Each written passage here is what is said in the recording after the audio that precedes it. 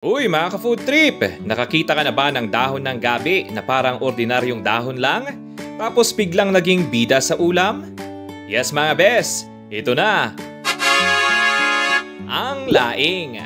Kung iniisip mong gulay lang yan, wait lang kasi sa unang subo, baka mapatanong ka, dahon ka ba o soulmate? Halika at sabayan mo akong alamin kung saan nga ba galing ang paborito mong laing.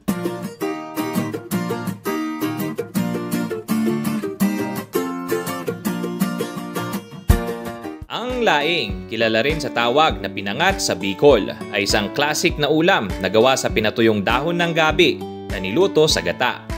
Bakit laing ang tawag? Kasi galing yan sa salitang Bicolano na naglalarawan ng paraan ng pagluto ng dahon ng gabi sa coconut milk. Basically, laing equals dahon plus gata equals forever love story.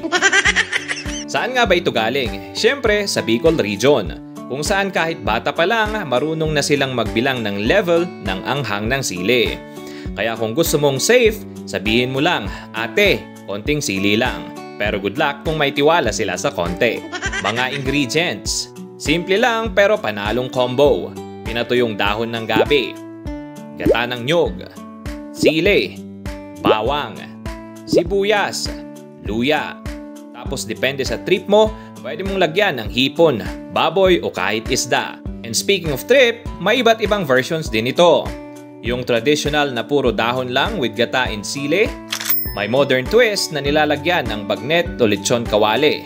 O diba? Gulay na may kasamang pampasama ng kolesterol. At syempre, may seafood version para sa mga #Team Pescatarian. Mga benefits. Ito ang part na pwede mong gamitin pang-convince sa mga diet-dietan mong friend. Dahil gawa sa dahon ng gabi, rich in fiber, good para sa digestion. In short, hindi ka constipated. Vitamins A at C, pampalakas ng immune system, pampaganda ng skin, parang gulay na may pa-beauty package. Dahil sa gata, may healthy fats din na nagbibigay ng energy. Kaya kahit feeling guilty ka, at least may ambag sa katawan mo. Pero wait, may warning! Ang dahon ng gabi raw ay may calcium oxalate na kung hindi luto ng tama, pwede kang makaramdam ng kati sa lalamunan. Kaya pro tip, huwag kang basta maglaga ng sariwang dahon at kumain agad. Unless gusto mong mag-ASMR ng sa lalamunan mo. Extra trivia, alam mo ba sa ibang parte ng mundo, ang laing ay parang exotic dish? Sa atin, ulam lang yan sa kanto. Pero sa mga foreigners, parang fine dining na may exotic Filipino touch. Kaya minsan, maswerte talaga tayo.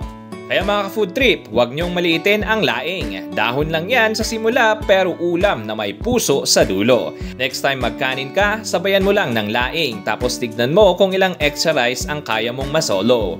Spoiler alert! Hindi bababa sa 2. So, lying ka na ba? O lying alone?